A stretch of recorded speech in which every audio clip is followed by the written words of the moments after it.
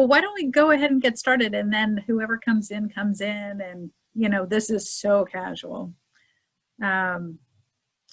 We would love to welcome everybody to our, this is such a great call. This is an encore version of Jan's call that she did in the spring. And this one, instead of preparing our gardens for the spring, it's preparing our gardens for the winter. And we're really happy to have her back. I'm gonna turn it over to Ruthie here first, and then I'll come back. But I just wanted to start it off very quickly. Go ahead, Ruthie. Yay. I want to thank all of you for being here. This is part of our Positive Charge COVID programming. Positive Charge PDX is a 4-year-old organization, and our whole idea is that we are amplifying kindness. And we do this through a variety of different projects. We do good deeds such as working on arts and crafts projects, such as sewing lap pads and neck wraps for victims of sexual trafficking. We've made really beautiful kitty toys and for the kittens at the local shelter, and we've made Joey pouches for some of the animals in Australia when we had the bushfires. And so we do all kinds of different projects when we can get together in person. And the other kinds of things we do are collections for causes. And so, for example, recently we had wildfires here in Oregon that caused a lot of evacuations. A lot of people lost their homes. There was a lot of difficulty with breathing because of the smoke, and we organized collections to help the firefighters and also to help those people who'd lost everything and who were in transition as evacuees. So there's all kinds of activities like this that we do as an organization. And during the COVID times when we can't get together in person, we've come up with making lemonade out of lemons by doing a lot of Zoom events. We've had quarantine karaoke evenings, and Jan spoke on one of our Lunch Lounge Fridays, and we also hosted a 3-month-long series, actually it was 4-month-long series of coaching calls and Zoom events geared toward helping our young professionals who were struggling with the loss of their jobs, the loss of internships, you know, not being able to find a job during COVID times. And so this is the kind of work we do, and you could find us online at positivechargepdx.org. What we have coming up as part of our programming is next Sunday, November 8th, from 1 to 4. We're going to be at the corner of Albertsons at their parking lot at the corner, and it's at the corner of Shattuck and Beaverton Hillsdale Highway, and we're going to be collecting household items and children's books, clothing, etc., for a lot of the Yamhill County families who were really affected by the wildfires and are still feeling that impact, as well as they're still feeling the impact of the pandemic, as are a lot of families. So that's next Sunday. Then over Thanksgiving, we are going to be working with the Jewish Federation of Portland and doing making cards for the people who are going to be delivered Thanksgiving boxes. So one of the things that we really enjoy doing is being creative, and so the card making will be announced soon. And then every Christmas Day, we always do a really big fun event where we wrap up cookies on plates and take them to all the first responders, the policemen, the firemen, the emergency rooms, etc. And this year, because of COVID, we can't do that, but on our website, you're going to be seeing soon a sign up, because we are going to manage this in a COVID-friendly way and have families sign up to deliver directly packaged cookies or packaged items. So we will still be able to thank those first responders who are working when they would probably be preferred being home with their families. So these are the kinds of things we do in our effort to amplify kindness and make a positive impact in our community. Again, positivechargepdx.org on our website for all the information. And I will now hand it over back to Sally to introduce our auspicious speaker. I'm going to interrupt Sally for a second and tell you that, was it last January or February we did the catnip toys for cat adoption team? Well, that was the first time that I joined this group of amazing people. So all I can say. And I've told them already, those of you who know me, I needed to get outside of myself. I was still in grief for losing my husband. And this is the rescue program for Jan. So it's really been a wonderful experience with great people. And I don't know how they come up with so many amazing ideas and speakers and everything, but it's just an amazing program. I just have to thank both Sally and Ruthie and everybody else that's working with this program. It's incredible. So I just love it. That's my 2 cents. Thank you. We're so glad that we met you as well, Jan. Very happy. I wanted to let everybody know, and welcome to all of you as well.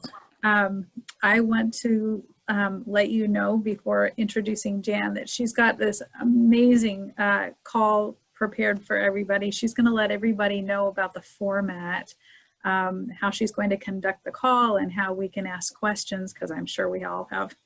I'm going to hopefully give everyone else some time for questions in addition to mine. But she's going to let us know how we can ask the questions and when she'll be answering them. We are going to record the call. If anybody has any objections to that, we know that some people can't make it, and our intention is to make the call available for people who can't be here, because when Jan did her call in the spring, people said, "Did you record it? Did you record it?"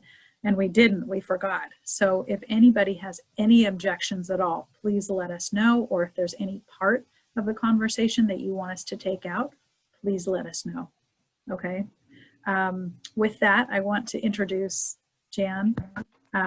Before retirement, Jan served as the Metro Home Horticulture Agent and the statewide Master Gardener Program Leader. In this pandemic year, gardening has taken on a renewed interest with novice and experienced gardeners alike. For over 20 years, Jan has provided gardening hints on Garden Time TV. Archives are available.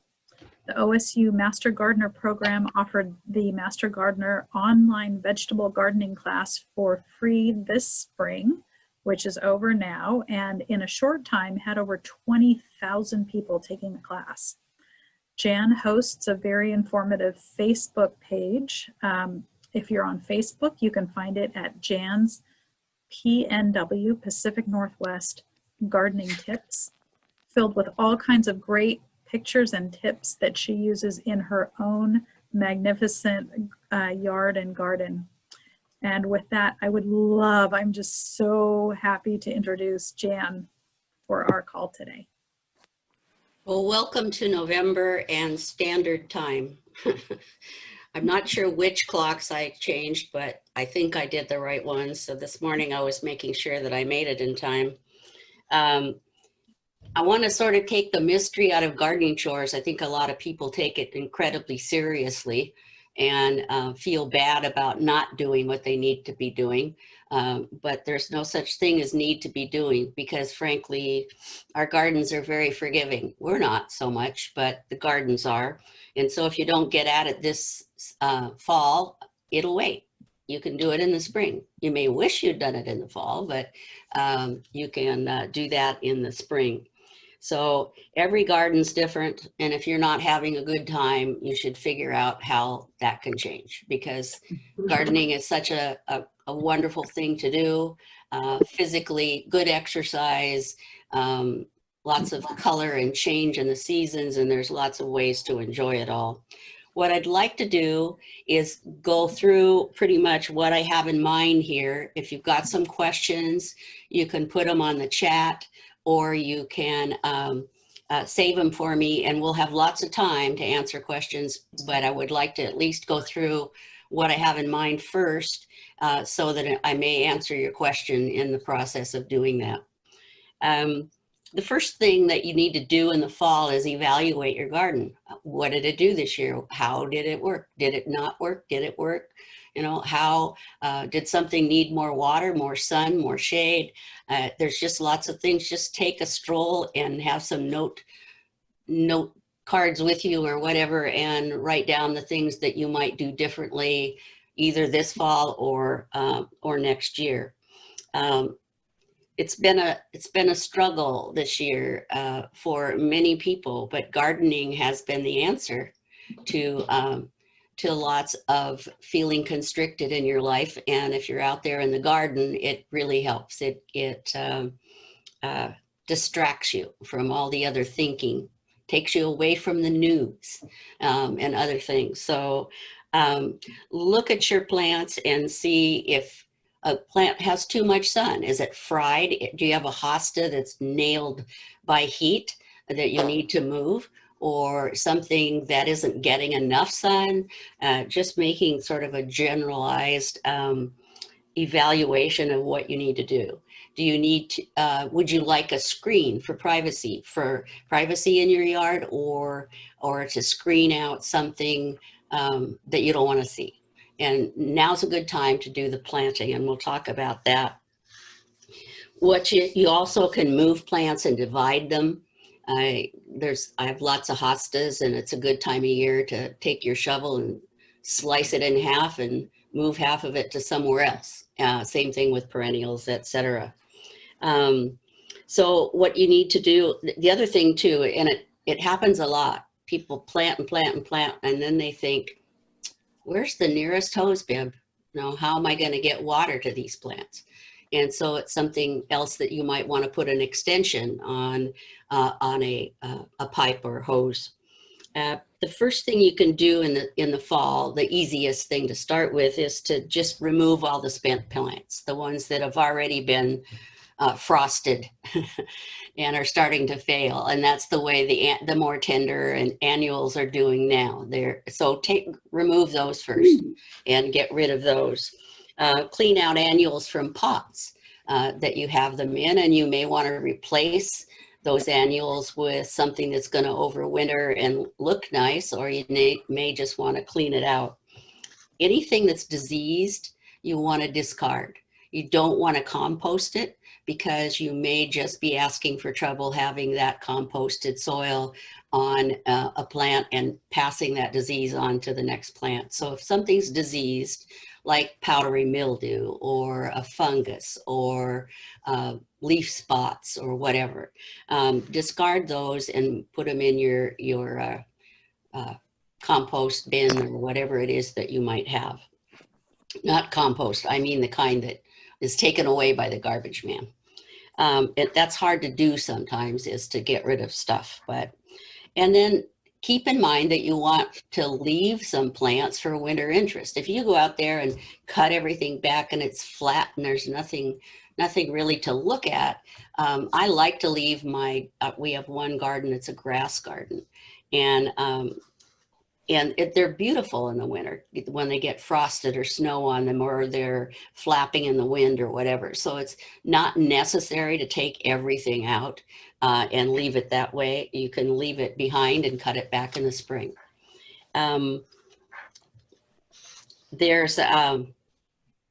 Planting this is the best time of year to plant.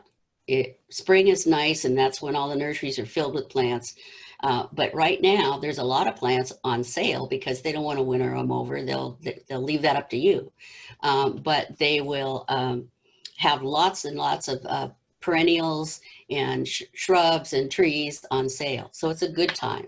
Kind of be careful, though, when you're buying something this time of year. And although I know Judy's online, Judy works for Al's Garden Center. So I'm going to tell you something that Judy can plug her ears for a minute. Yeah, okay, Judy, I know you're there. Pull the plant out of the pot and find out what the roots look like, because some plants that are on sale are so root bound that if you take them home and plant them and you don't separate out those roots, they're going to just keep spinning in the hole, and your plant is not going to be as healthy as it could be. If you decide to buy a plant that is root bound, literally take a knife or whatever you have, shovel even, and score it all like in thirds all the way around your plant, from almost to the top, not always, but not all the way to the top where the stem comes out of the ground, but below, and rip those roots down and splay them out, pull them out, and it's called butterflying. Spread them out, and when you dig your hole, make that hole as deep as the plant is now and twice as wide as the root ball is, and then splay it out. And before you put it in, this is depending on where you are this time of year, you still can mud plants in, and put the hose in the hole, and then pile some soil up in the middle. So where you've splayed that plant out, it's going to sit down on sort of a pile of soil that you've got in the center, and then backfill it with native soil. Don't just fill it with potting soil, because you'll just make a pot for it to sit in the water. And in Oregon, or at least in the Willamette Valley, we have clay soils that you're literally making a pot that'll fill with raw water, and your plant will rot. But anyway, this is the time of year where you can get some good bargains on some. You may not find everything you're looking for, but you'll get some bargains from the nurseries. The best way to plant, as far as when to cut off the planting date, we have pretty mild weather in the Willamette Valley, but the best time to plant is like 6 weeks before the first hard freeze, so that you've got it in the ground and you're not digging up frozen soil. We don't ever get that deep a freeze here. Last year, all my geraniums wintered over. So many things wintered over that were in the ground that I didn't even touch. Maidenhair ferns, fuchsias, everything lasted through last winter. I doubt very much that this winter will be the same. So assume it's going to be cold and go from there. If you're going to plant, I used to design a lot of landscapes, and if you're going to put some new things in, sounds weird, but go in the house, look out the window that you look out during the winter months, the rainy months or the coldest months, and see what you see, because there's no point in planting something that has this beautiful January or early February bloom, but you have to be outside to see it. So you want to plant it somewhere where you're looking out, and there it is. So that you can enjoy what it is you're planting. The other thing to do is think about, when you're choosing new plants, think about winter interest, yes, but 4-season interest. Like we have rhododendrons here, all over. Rhododendrons, they're beautiful, but they bloom for what? 3 weeks, and then you're done. So you might as well pick out some plants that have really beautiful foliage too. I have a new one, I'm trying to think. Well, I have several. One that has very fuzzy gray leaves for the rhododendron. Another one called Ever Red, that the bottom of the leaf is just a dark magenta red. And I'm trying to remember the name of the other one, and I will. It's a pearlizing. Judy, are you there? Mm-hmm. Do you remember, what's the name of the one that I planted? Hold on. Ebony Pearl. Ebony Pearl, right. Thanks, Sally. I knew, see, these guys are here to back me up. Good memory. Yeah. Ebony Pearl is an amazing plant that I just bought because I love the foliage. And it has, you know how you see gasoline on water and it has that iridescent look? Well, that's the way this plant is. It's maroon. It has this sheen to it. And it's that way all year long. I mean, it doesn't get green and then turn back the other way. It's a beautiful plant. So think about when you're planting something, choosing something new, that it does something for you other than just bloom for 2 weeks. So that keep that in mind. Time for bulbs. I forgot that I ordered a whole big box of bulbs. So they just came, and so needless to say, they need to get planted. And I'm going to put some of them in, I'm going to put some of them in pots, and I'm going to put some of them in the ground. And about 3 years ago, I decided I was just going to put them in pots and be able to move them around when they're blooming and have something that I want to see wherever I decide to move the pot. And I'll do that again this year. And there's lots, look online of how to layer bulbs in a pot, because you can, based on their depth, you can have some of the bigger bulbs in the bottom and have the smaller ones at the top, and they'll bloom at different times, and you'll have a nice combination of bulbs. Back to perennials, cut them like 3 to 6 inches all the way down. But there's a few perennials, and I'm not going to give you the list per se, but there's some perennials that you want to leave alone. So look up what perennials should be left and which ones not. I have a new buddleia in the garden, and I wasn't sure what I should do, and I should leave it alone till spring. Anyway, and I can cut it back then. But I this last year renovated the garden for hummingbirds and bees and, you know, all pollinators, and it's been wonderful. It's really brought in a whole lot of different critters, or at least more often than I've had in a long time. Prune spring flowering shrubs like rhodies, like forsythia, like lilacs, those types of shrubs after they bloom, and then because they're going to set for the following year, so and the new growth will come. So you want to make sure that you don't, I used to have people say, well, I just don't have any hydrangea blooms. Well, they don't cut them at the right time. Hydrangeas bloom on second year wood.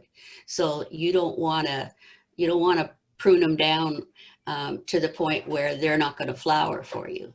So you want to be able to know which way to go with some of those shrubs. Houseplants, time to bring them in. If you've had them outside, bring them in. Before you do, groom them, take the dead leaves off, any branches that are diseased or anything like that, and then scrape off the first top inch of the potting soil that you have your house plant in, so that you don't, and then replace it with fresh soil.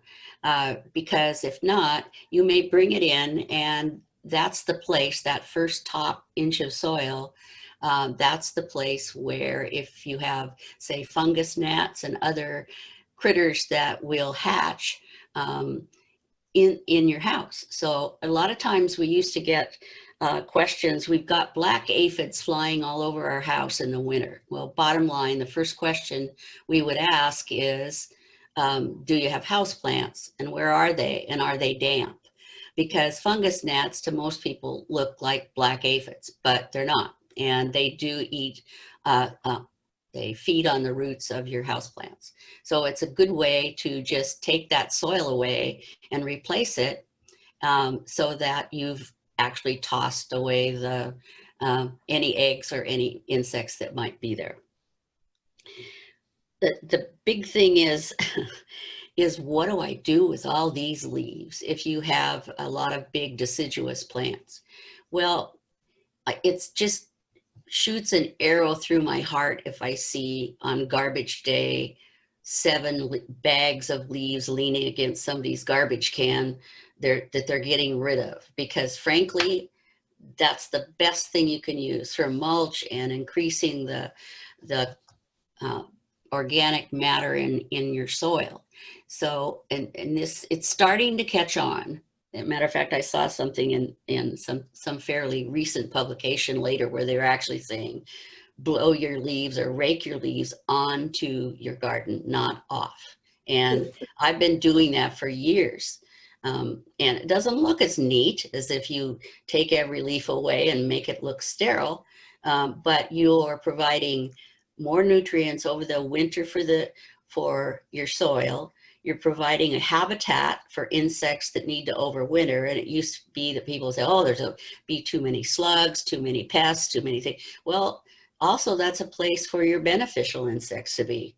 So if you, one of the things that Gail Langolato, who is now on campus in Corvallis, and she's the head of the Master Gardener program, she's big into pollinating insects. And she said, okay, if you have to scrape your beds and have them all look clean and neat, that's fine, but leave a big bed somewhere where you've left debris so that bumblebees can find ground nests, so that pollinators can have a place to hide for the winter, etc. And so that's what I do. I've done it for years.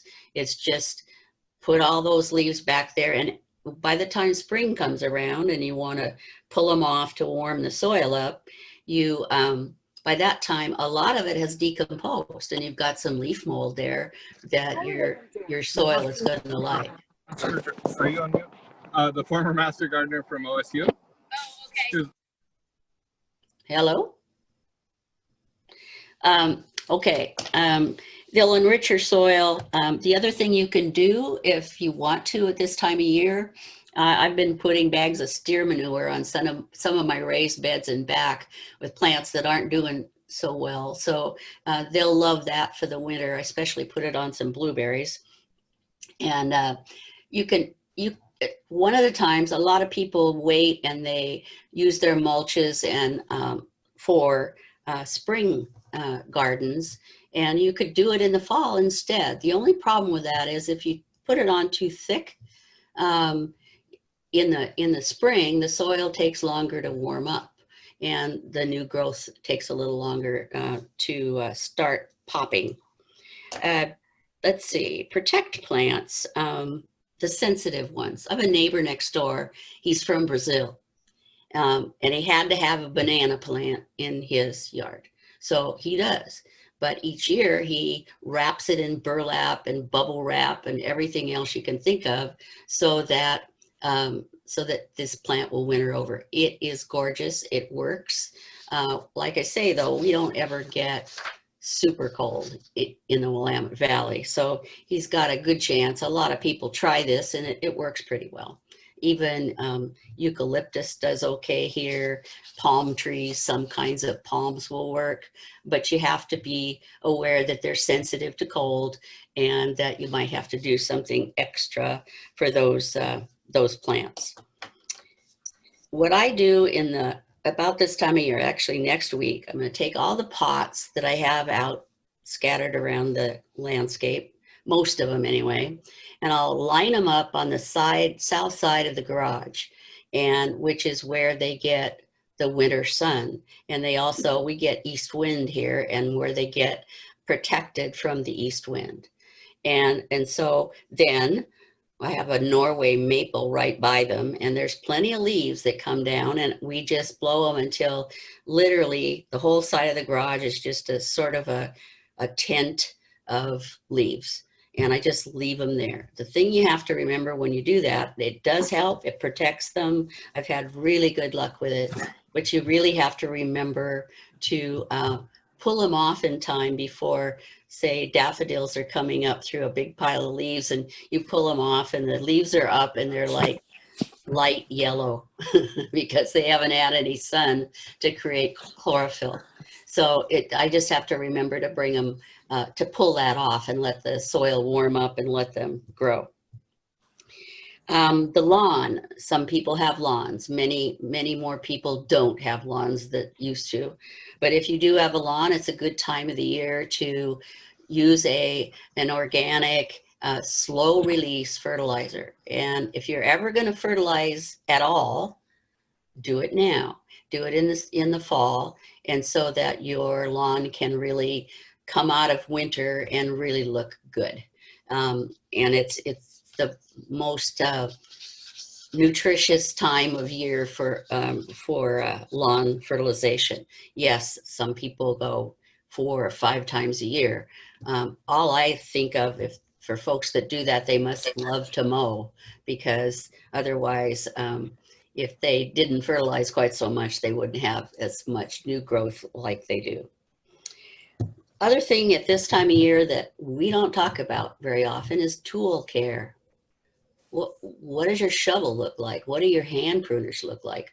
Your rakes, whatever it is that you're using in the garden. And I'm certainly guilty of that. And you need to clean those tools. And because I have a whole bunch of rusty tools around here, a lot, especially hand pruners that sit in the greenhouse for the winter and just rust. And it's like, okay, now I have to figure this out.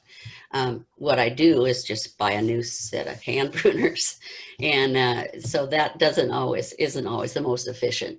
My dad always, every year, he had a bucket of sand in the barn, and he poured more motor oil in the bucket with the sand, and then he would push the shovel up and down, clean the shovel, and oil it at the same time.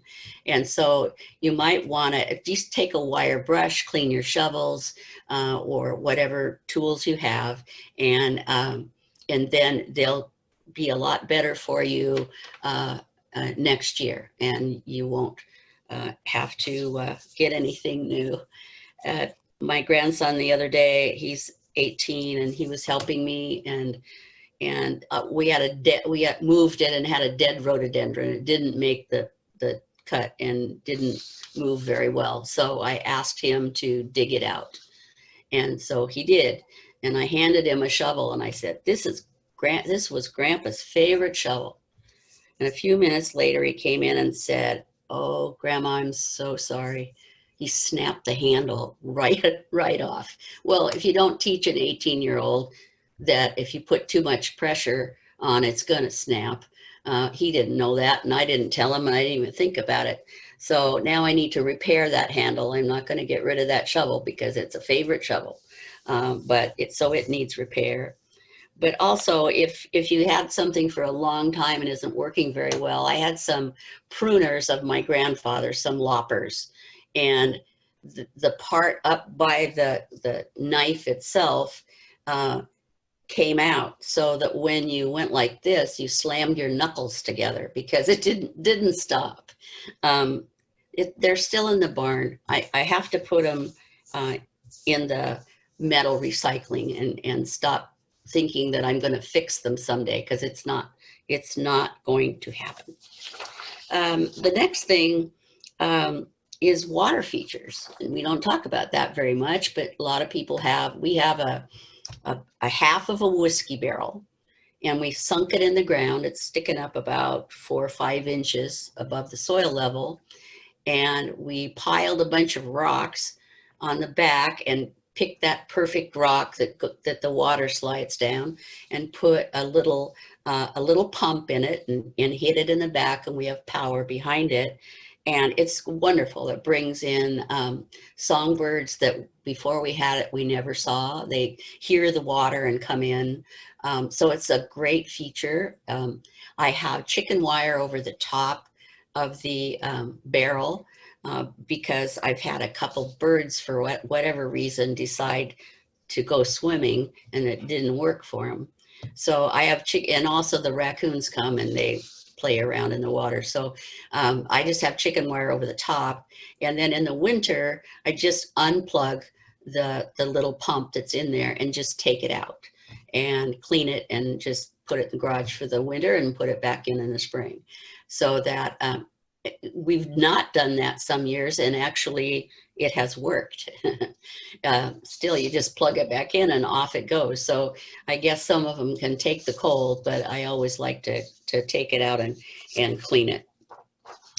The other thing, one of the last things anyway, is taking care of you. You know, we talk about the plants, we talk about the tools, we talk about all sorts of things, but what about you? And I know that all of you, many of you are way younger than I am, but there are some things that as you age and you want to keep gardening. I have rheumatoid arthritis, and so what I've done, here's a piece of pipe wrap, just the stuff that opens up. You can just take a long strip of that and put it over your rake handle, your shovel handle, whatever, and then you have a soft handle so that it doesn't hurt so much. Because the more your hands get stiff and old, guys, they don't want to close completely, or if they do, it hurts to do it. So this is what I do, is just, it's open. If you want to strip some tape around it or whatever to hold it on there, that's what I did, was just using duct tape a few turns, and my rake lasted about 5 years that way, and now I need to put a new piece on. But there's lots of different ways. There's adaptive tools that are more and more available in garden centers, and so just look out for yourself in the garden. You know how it is where you hear this, well, it's time in the spring to do your stretching exercises before you garden. Are you kidding? I'm gonna just go out and get the wheelbarrow and the shovel and start, which isn't the smartest thing to do, and your back will tell you later. So there's lots of things you can do. This is a pair of, I'll hold it up here, they're pressure gloves. And I'll put them on. And with my hands the way they are, they have the fingertips are out. So you can garden with these on, or if your hands are cold and you're out in the cold gardening, you can put your garden gloves right over the top of these. And just it's amazing. A little bit of pressure can make your hands feel a lot better. I keep these next to the bed because at night, sometimes my hands will literally go numb, and all I have to do is put these on and it stops. They're amazing. They're just called pressure gloves, not necessarily for gardening, but it works for me. And they're about $25 on Amazon. You can see some different ones, but they're, whoever figured this one out, it's a really good thing. So I have a pair of those. I should probably have two, one in the greenhouse and one next to the bed, but they're really nice. So anybody you know that, even if they don't garden, that has hand issues with grip or pain in their hands, these little things are really great to have. There's another idea that I worked years ago. We developed a program called Making Gardening Easier. And I talked to master gardeners that had different situations: arthritis, heart issues, lung issues, all sorts of different challenges for gardening. And one of the ones that one of the guys came up with was, he had an old golf cart, and they're probably a dime a dozen now because probably everybody has an electric golf cart. But take an old golf cart, and it's easy to roll, and put all your tools and your seed packets or whatever it is in one place and roll. And it's a great way to have your tools with you all the time. Another thing, I don't know about you guys, but you know, you put your tool down on the ground, right? And then you can't find it. It's like, I know it was here, I just had it. Of course, what you've done is you've pruned some stuff and dropped it on top of whatever it is you put on the ground, and you can't see it.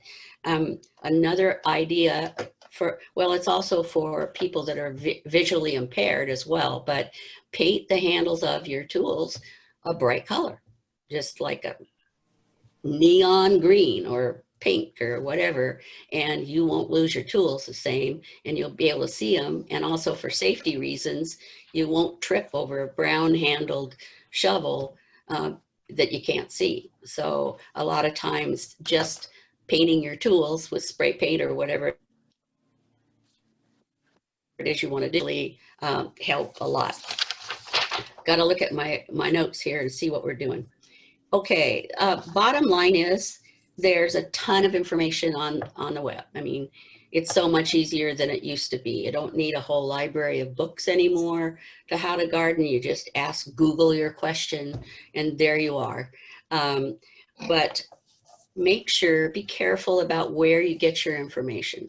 And so I can say that land-grant universities, extension services are research-based, non-biased information that you can get, and it's everywhere. I mean, every state has extension services and publications, and all you have to do at OSU, you go OSU Extension Catalog or Extension Communications. It'll all work for you.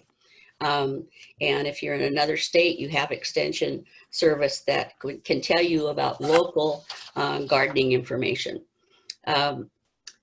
This is sort of the time for winter dreams and the coming of spring. I mean, I don't buy stuff anymore from a lot of catalogs, but it's so much fun, like in December when those seed catalogs and gardening catalogs and start coming, and you pile them up and you get yourself a cup of something hot and sit down and look at them and tag the pages, what you're gonna get and all that. And that's a fun way to pass the winter, because even though it seems long, February comes pretty quickly. And in Willamette Valley, we always get this wonderful, beautiful week of fall, spring. I mean, it's spring.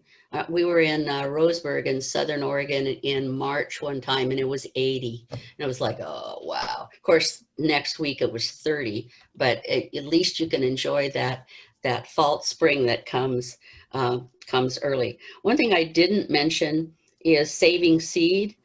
When you're cutting your perennials back, save your seed if you want to, and make sure that it's dry and that it is in a container that is in a dark place, and that you remember that you have it. Luckily, I have a drawer in the kitchen that when I save seed, that's where it goes. So in the spring, or anything I want to remember for the spring garden, I'll put it in that one drawer. So that helps me remember, because if I leave them in the greenhouse, it's too moist out there and they may rot. And so what I use, pill bottles, just the pharmacy bottles, and make sure they're dry first. And you also need to label them, because you may not remember what they are when you put them in there. So Sally mentioned it. I do have a Facebook page that I started, I don't know, a couple months ago. PNW, Jan's PNW Garden Tips. And it's fun. You can ask me questions. And even if you're not from here, I can find out for you. And the other thing is Garden Time TV. There's a local TV station that's had a garden show for a little over 20 years here, and I've been doing monthly garden tips for them, and them has changed periodically. It started out with different hosts, but the producer's pretty much been the same all these years. And so I've been doing monthly garden tips for them. And usually it's a 4 to 5 minute session, usually, which is not enough time to do what we're doing today when we have questions and try to answer them. And it's always when we're done with those segments, I always think like, I should have said, I could have said. But we do the best we can in a short amount of time to cover as many topics, at least to whet your appetite to want to know more. Garden Time TV, it's gardentime.tv, and it is, there's archives there for years and years of programming. All of my archives are there. I think, I don't know, 16 years that this producer's been doing it, and I was doing it before that, but it was the same person as the producer. He took over the show, and it's worked really well. And it's really the only one left. I mean, there's PBS shows, but they don't cover where we are. And and there used to be Ed Hume used to have a show out of Seattle. There isn't anything left. So this is it. And also we meaning Garden Time, host tours, garden tours, and see some of these fabulous tours that are hosted last year, or well, this year we were supposed to go to Spain and Portugal to see gardens. Last year we went to Italy and France. It was amazing. It was amazing. I love to travel with first of all, with a group of gardeners, and also with people that have been my friends for a long time. So I've been to Ireland and Costa Rica and France and Italy with them. I told them if they went to Woodburn, I'd go with them. Woodburn is just south of Portland, for those of you who don't know. It's just fun to be with people that you know. So consider looking at some of those tours. You can see the past ones. They've been to Butchart Gardens. They've been to Hawaii on a ship. They've been to Europe and Amsterdam and all over. So it's a really, well, there's nothing better. Gardeners care. Gardeners care about the earth. They care about each other. And so it's a wonderful group of people to travel with. So I suggest that you look there. Now I'm going to look over here and see what this chat says.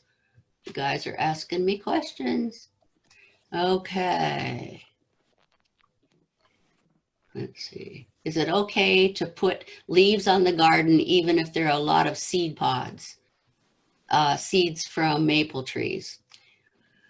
Sure.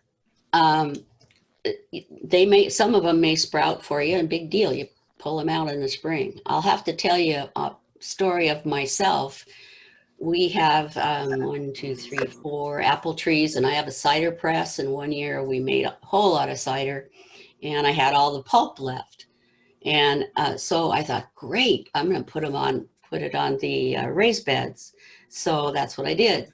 And I had apple trees growing in the raised beds for the next 3 or 4 years. And also the apple peels turned into vinegar, which changed the soil, which then my vegetables didn't do well at all. It's like, you know, I knew better, but never thought about it. I thought, oh, I've got all this organic matter. I could put it on these raised beds. So yes, though, you could put leaves. Absolutely. That's what I do.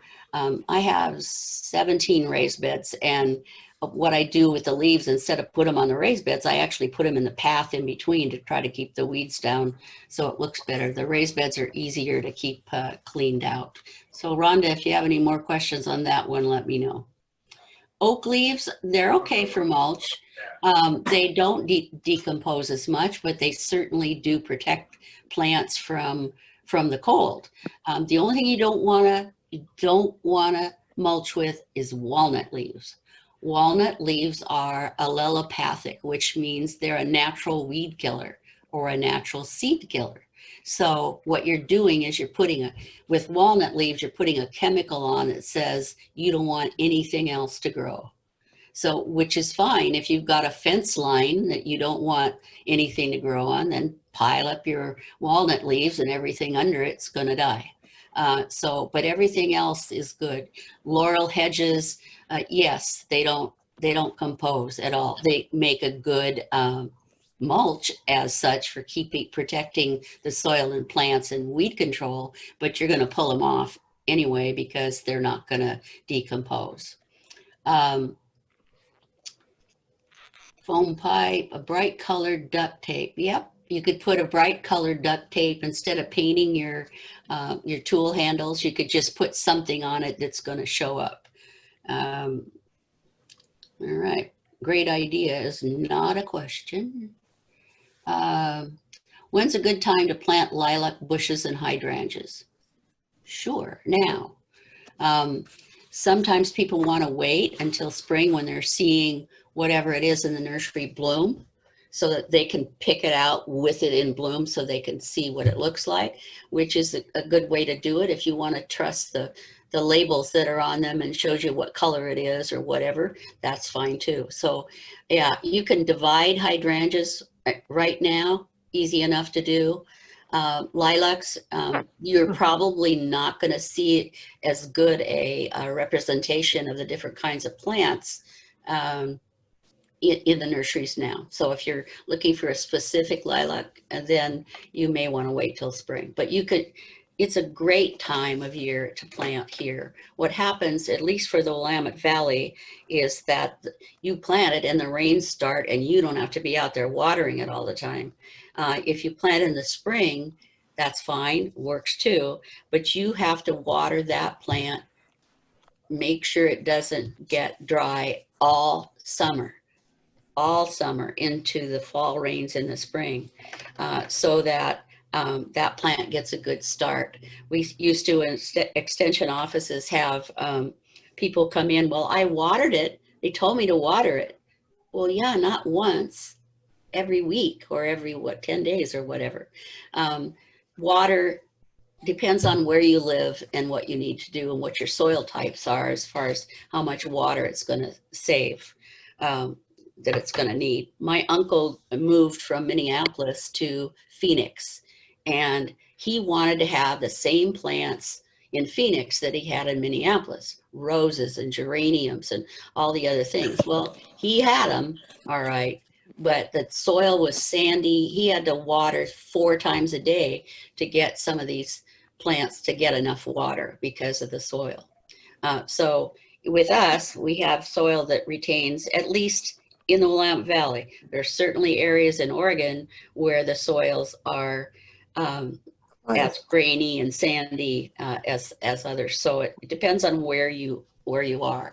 And that's why your local extension offices, like here, if somebody asked me a question and they were from Central Oregon, I would suggest that they call the Central Oregon Extension Office to find out what's best for that climate and that soil. I would do the same thing with coastal gardening. Sally Nowak teaches coastal gardening, and she knows how much different it is to be gardening on the coast than it is in Willamette Valley. You have certain plants that just aren't going to make it at all, others that will, but you have to know where to put them and what kind of exposure they have to salt air and everything else.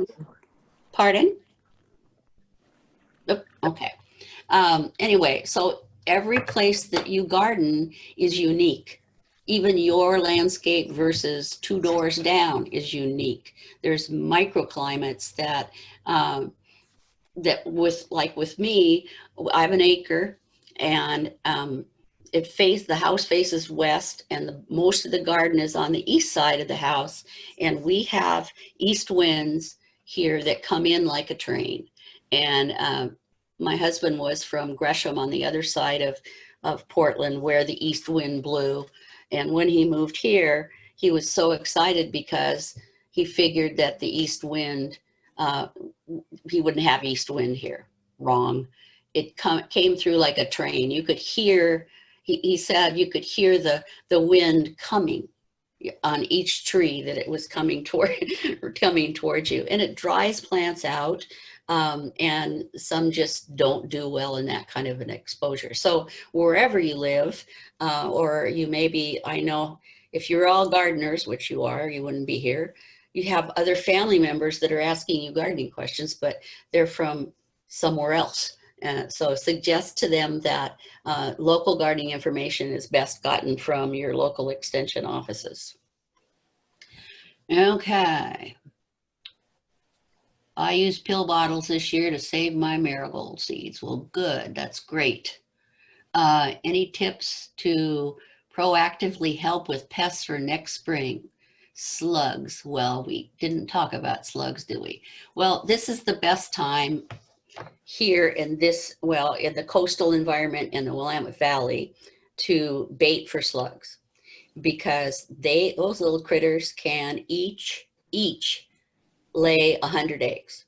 So for every slug you see, there's a whole lot of babies ready for spring to eat everything you have.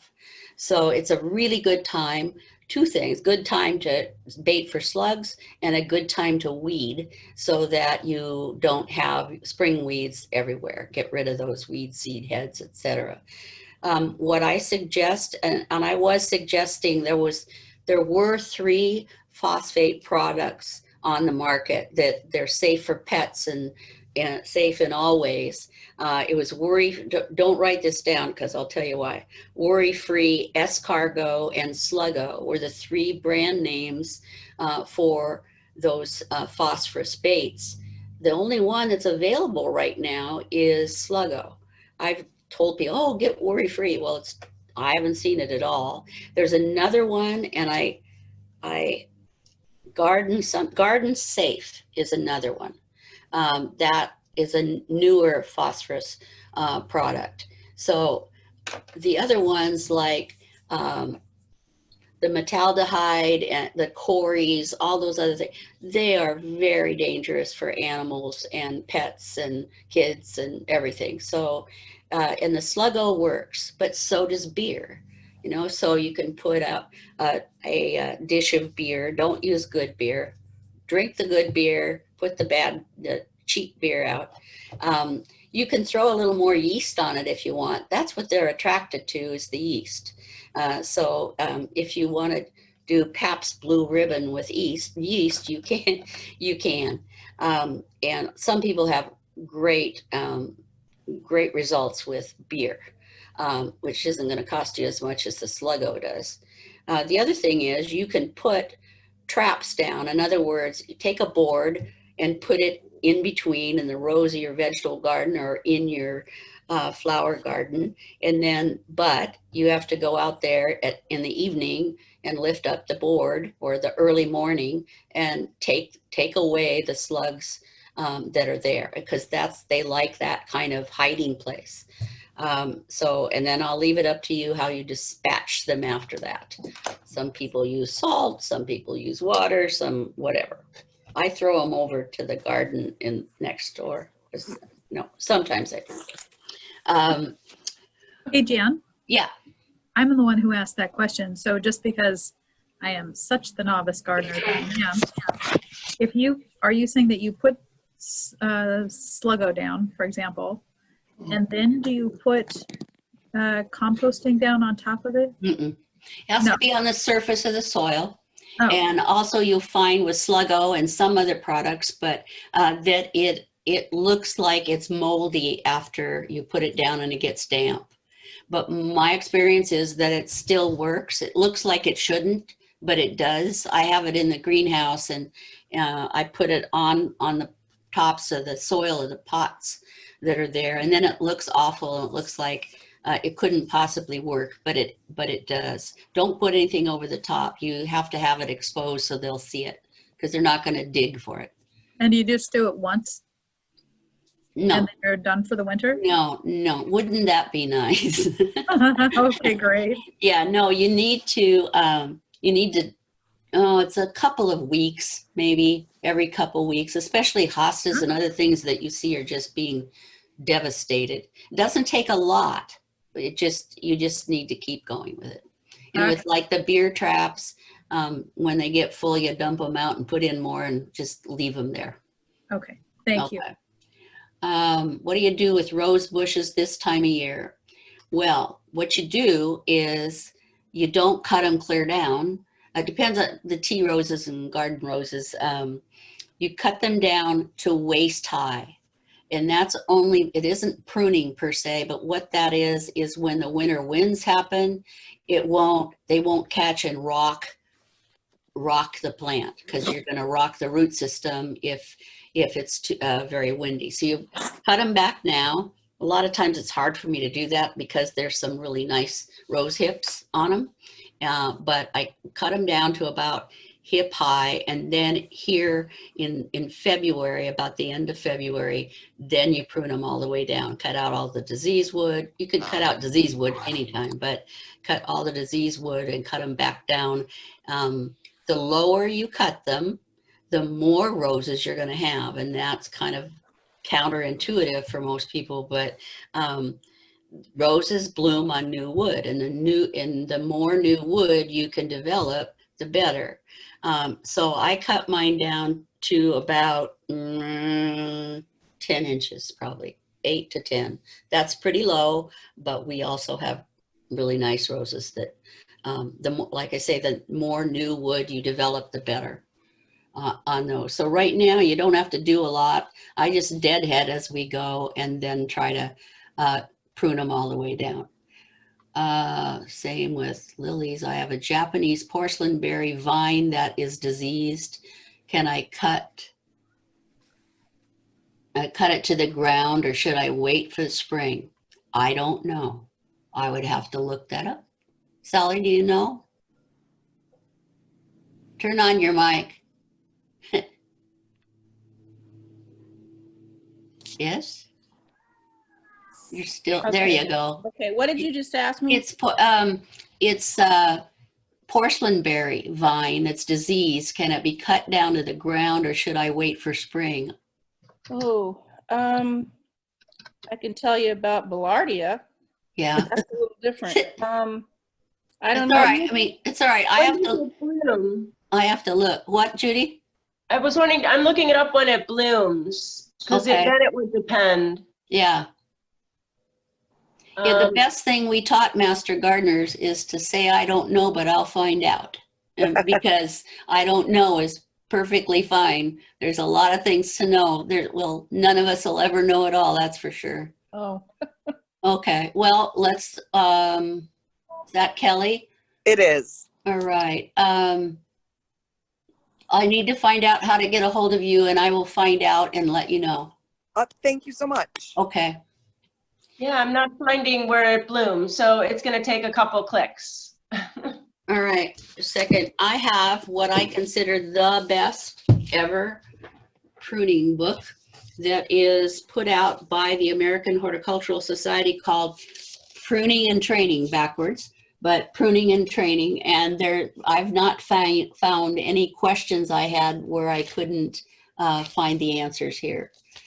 So at some point as I'm trying to do this, I'll look it up in here too and see if we can come up with the answer. What about stuff off cedar trees? In other words, I think they're asking about mulching with evergreen. Sometimes it can be an issue. Cedars can be an issue, but usually there's not enough off of cedars that would that you'd have enough to mulch. I mean, you can leave it underneath the tree. The tree itself isn't going to be bothered by leaf drop. One thing you're going to see at this time of year is flagging. And what flagging is where a big old green tree and you see all these just sort of swoops of brown where it's dying off. Normally, first of all, flagging is normal at the end of the summer. And flagging is just a way for that tree to show that it's been either stressed during the summer or that it's losing its interior leaves, which all plants do. Like rhododendrons, an evergreen shrub, will drop leaves and people get worried about them, that there'll be big yellow rhododendron leaves drop underneath the plant. And what happens is that's just normal. It's just shedding its interior leaves so they can grow newer leaves out towards the branch tips. If a cedar tree or any evergreen is brown all the way out to the branch tip, then there's a different problem. But it's a common issue at this time of year, and usually with us we see it, but the winter winds and winter will take it out. By spring you won't have any brown because it's all fallen during winter months. Yes. It's Monica. A quick question about that. What I was asking, and I was so bummed because I thought you were starting at 1:30 and you started at 1, so I think I missed the mulching part, but I think it's recorded. But what I was talking about, the cedar, all the little cedar things are falling in my bed. Do I need to take them out before I put mulch, or just leave them? No, it's not going to hurt anything. You can leave it and put mulch over the top. Okay. Unless it's smothering something, but I doubt that there's that much to do anything about. The other thing I was going to ask is, do you ever want volunteers to come and help in your garden? do you ever need volunteers? Because I'd be happy to do that at some point. Thank you for that offer. I have a horticulturalist that comes and helps me 4 hours a week, which keeps my head above water. You are still welcome, though, with pre-arrangements to come and tour the garden. Oh, I But would love that. yeah, I meant, this is my office behind me, but I actually meant to put a picture of the garden behind me while I was doing this, but I forgot. So yeah, just find out my contact information and you can come see the garden anytime. But I appreciate the offer. I just have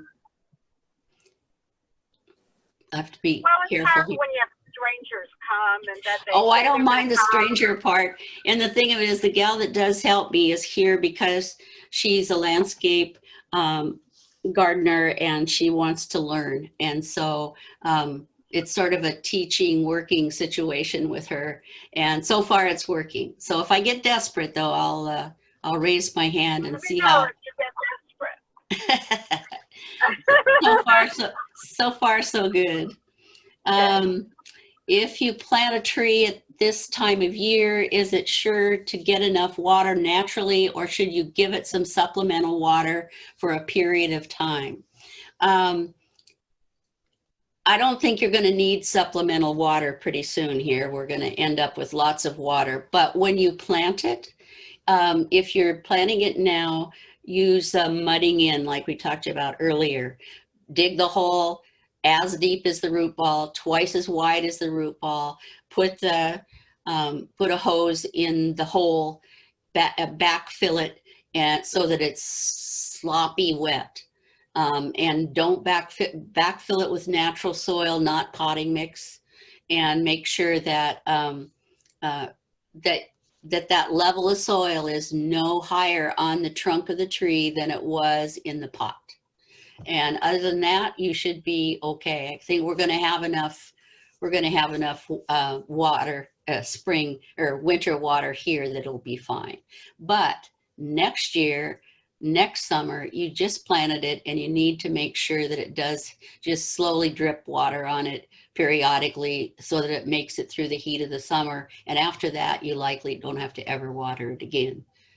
So it'll go from there. Can I plant jasmine now? Of course you can. Go for it. I missed the first 30 minutes. Yes, it is recorded. We will post a link to the recorded call, so you guys have that. Right, thanks, Sally. Remember to monitor moisture for plants growing under eaves. Absolutely, it's something that people forget. Just because it's outside, that's fine, but if it doesn't get any rain, that doesn't work. So if you've got plants that are up under the eaves, you do need to water them in the winter or you're not going to have anything there. So that's a great tip. I have some information on the porcelain vine. Good, I know you would. Thank you. Go for it. Let's see. It says thin out and shorten stems each winter, dig out suckers.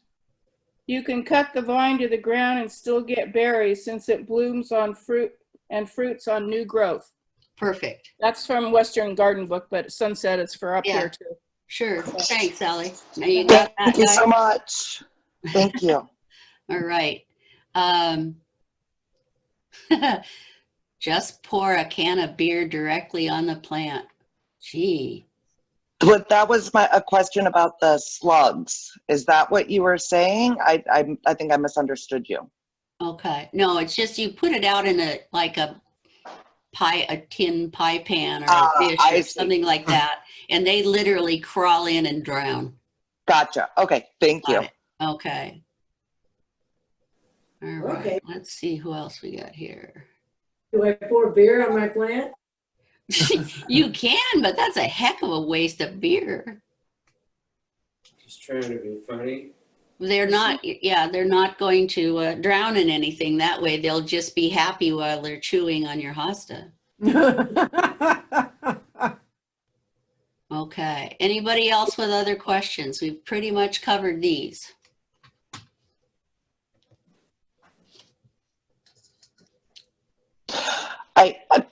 Just one more. I'm sorry, I'm a total novice, and I just bought a new Well, house with a lovely garden. And that's why we're here. just with lilies, I can cut the lilies down to the ground now. They're dying back, right? Yeah. Yeah, you can, or you can wait until they're all the way died back. What a plant like a spring bulb or a lily or whatever, what they're doing, if they're still green, they're bringing nutrients into the bulb for next year's growth. So how long ago did they bloom? A while ago. So there's no more blooms on them, but they do still have green leaves. Yeah. Some of them are more yellow than others, but I should wait till they're pretty The much more yellow all they are, the better. Okay. You can wait. It's probably not, they're probably have enough in the bulb for next year. But if you want to wait, or even wait till spring and cut them back then. Okay, great. Thank you. You're welcome. Well, did we do okay? And I great. have a question. Yeah. Is there something that you can put down in your flower beds and then put mulch over it just for the winter with the hope that you can prevent weeds for next year?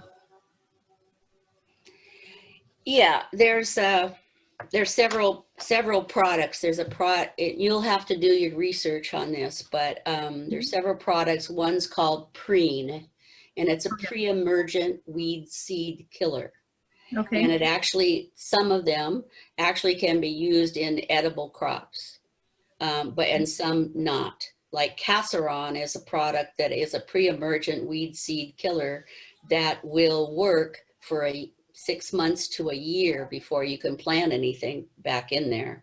And it doesn't work if you've got bulbs in the ground, it'll kill the bulbs. There's a lot of caveats to using that particular product. But Preen, there's one for gardens that you can use. I've got some because one of my landscapers insisted that would be a lot easier. So yeah, and it is. So you do your homework and decide if that's what you want to use and what it will do for you and what the cautions are.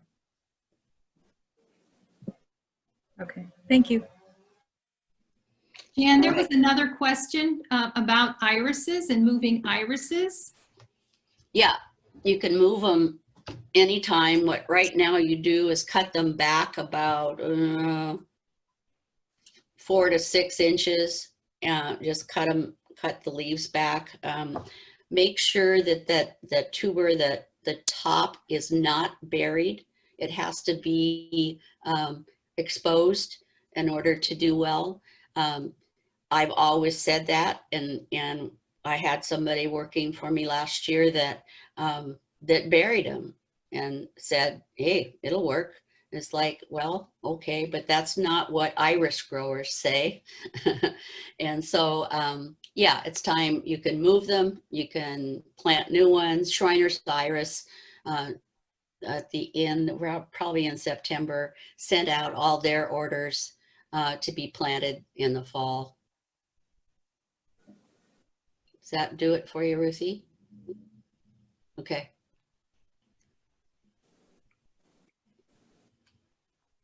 Well, I appreciate everybody's attention today, considering it's so dang nice outside. Thank you, Jan. Thank you. This was so great. We appreciate And it was fantastic. Thank you. Where have you guys been? I'm giving What do you John and mean? Amy a bad time. Well, the cat was jumping in front of the video. We didn't want to steal Oh. your thunder. Oh, well,